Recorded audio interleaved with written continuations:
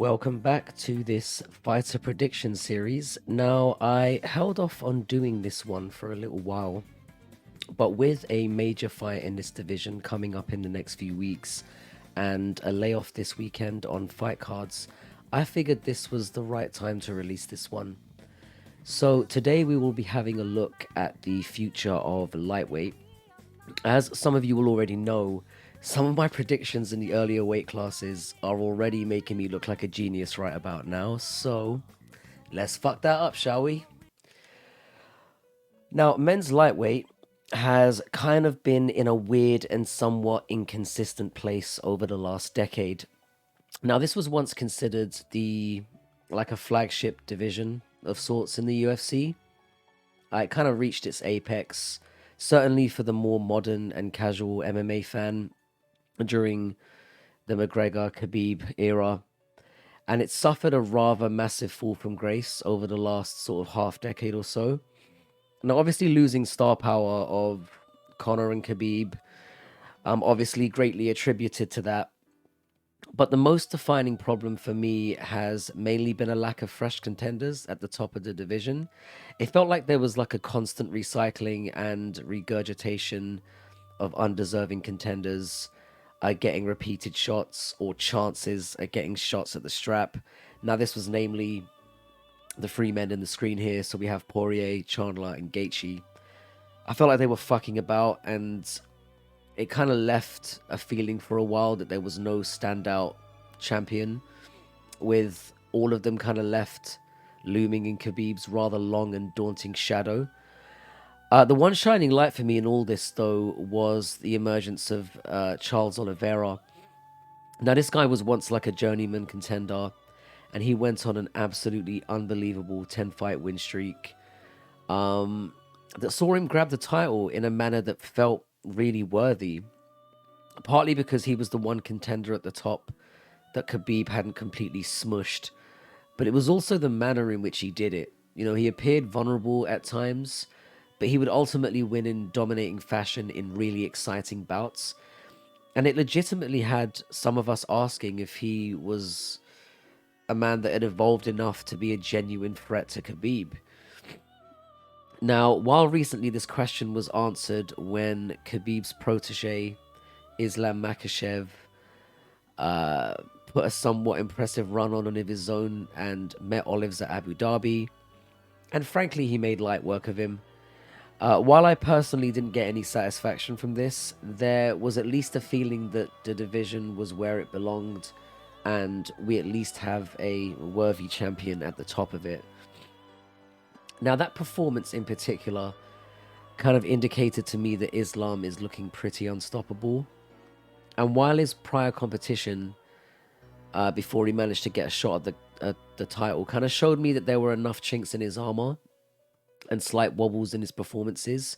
So he had a fight against Thiago Moises, which was a pretty late finish. He had a really close fight with Arman Sarukian, which went the full 3 rounds and was pretty close. And he also had a reasonably close fight with Giga Chad Drew Dober. For me, his performance against Olives should be enough to convince anyone that he's here to stay at the top of the division and likely for an uncomfortably long time. However, with the upcoming bout coming up next month, your boy has a completely different take.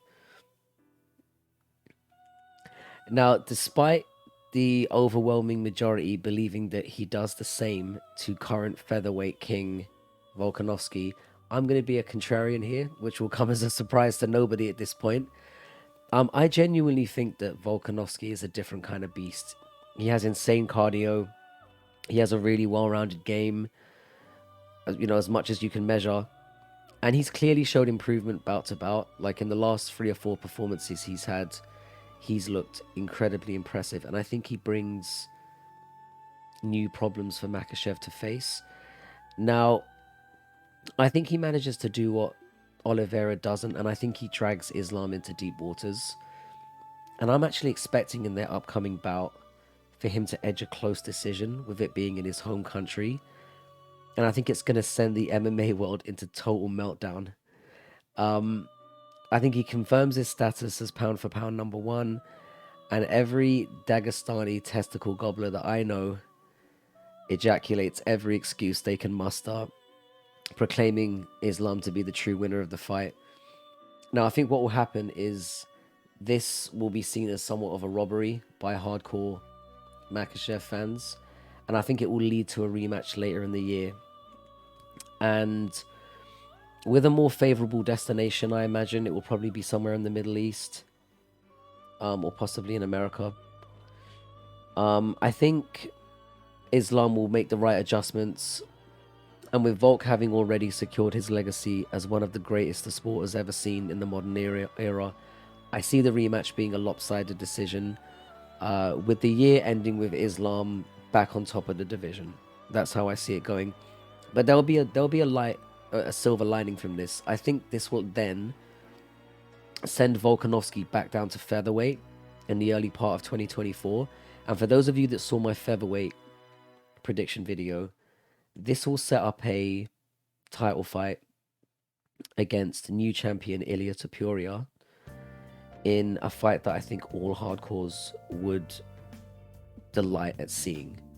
And I personally think and hope it plays out this way, because I think that would be an absolute banger to start off 2024. Now, while I think there will be plenty to sink our teeth into with the rest of the division this year, I think that this will come with a heavy changing of the guard in terms of rising and falling contenders. And I think a lot of juicy prospects will be set up in 2024. Now, this will have unfortunate consequences, for some of us anyway, with some of our favourite fighters of times gone by falling by the wayside to make way for fresh, hungry and surging contenders. So in the spirit of this video, I figured what I would do is I'd look at the latter first. So I'll focus on stalwarts like Poirier, Gaethje and Chandler, and more regrettably, my boys Olives and Dariush.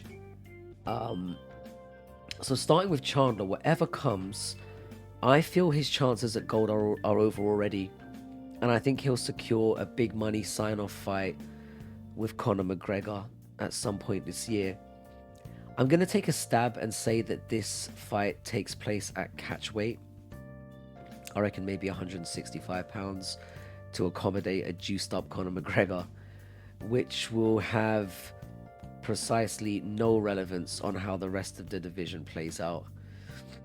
Now, Poirier, who's coming off a really nice win against Chandler, that was one of the dirtiest fights I've ever seen, I still think he's one win away from getting another potential shot, and I think he's going to end up being matched up against Arman Tsarukyan, who I think will beat another contender in the meantime. I think Poirier is going to mess around and not take a fight for a little while, and I think he's going to end up drawing one of the short straws against Tsarukyan, who will earn his spot in the meantime. I originally actually thought he would be matched up against Fiziev when I wrote this, but I'll get onto him in a second. Now, I think Poirier loses this bout, and I think this knocks him out of contention in the division once and for all. I'm also predicting a similar fate for Gaethje, who is drawing another short straw, which is now confirmed to be a fight against Fiziev. Which, oh my god, this is a really, really horrible matchup for him, and I'll be breaking that one down closer to the card. But needless to say, I think Fiziev is going to destroy him, and I think it's going to be quick, but I'm going to go into more detail about that later on. But I think what's great about this is that it's mercifully going to end any chance of either of these men, and by these men I mean Gaethje and Poirier, getting another undeserved crack at the belt by 2024. Now, this will come as a disappointment to many, because both these men have their fan bases, they have put on exciting fights. But I think what it will do is it will open up the door for both men to try and reinvent themselves, and I think they'll both have a crack at welterweight in 2024. I see a similar thing happening with them that happened with Davis and Figueiredo, where they'll both attribute their lack of success in the division to weight cutting issues.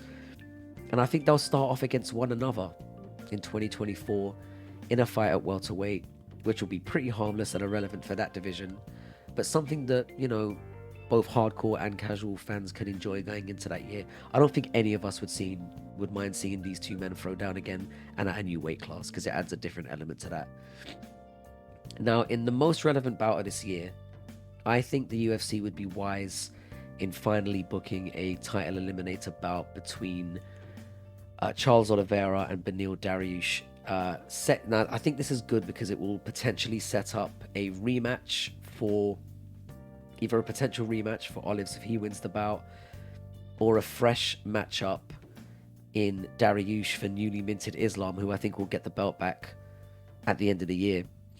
For me, these two men are the most deserving for an eliminator at this point, and I think very few people can question that. Oliveira had a hell of a run and deserves to be one fight away, and Dariush has been on an incredible run himself, but it also gives time while these two lock up for Fiziev and Sarukian. And also outside shout outs to Gamrot, who still isn't completely out of it. And I want to give an honorable mention to, and if God is really good, this will happen, my boy Big Money Moik. Let's quickly remind ourselves what a fucking character this guy is. This is disrespect. I took a fight, 5-round fight in 4 days notice. Short day notice. I drinking beer, eating steaks in Brazil. And they call me, and I'm come here. I travel 24 hours. Disrespect me. I want bonus. My colonel wants money. Okay, this guy. If you haven't seen any of his interviews, certainly his post-fight interviews, you're really missing out. Anyway, I think these events will lead to the division climbing back into prominence, and that will have a whole range of contenders that will help facilitate this. Now, as with my predictions, there will of course be a number of contenders that come from outside the current rankings, but I firmly believe that this is how things will play out and eventually settle across these divisions into 2023 and heading into next year. Now, this brings an end to the lightweight predictions. I am going to be looking at welterweight next, I think at some point next week. I'm not in too much of a rush with this division because the next prominent fight in that division doesn't take place until March, when we get the rematch between Usman and Leon Edwards, which I'm really excited about. But I do have a really fantastical outlook on how I think that division is going to play out, so have a look into that. Also, I have the full card for it is Lewis versus Spivak, which I'll be releasing I think on Wednesday, because that fight card doesn't take place until the following weekend, so look out for that. And my usual reaction videos right after this time I'm not going to be as sleepy when I do this one. I've got a plan for making sure I'm ready and alert to do my reaction video on that one. Again, really appreciate those of you who have been following and watching these videos and giving me feedback as always. Thanks a lot, and yeah, have a wonderful week, and I look forward to posting the next video on Wednesday and hopefully getting as good a reaction to that. Have a great weekend and talk to you all again soon.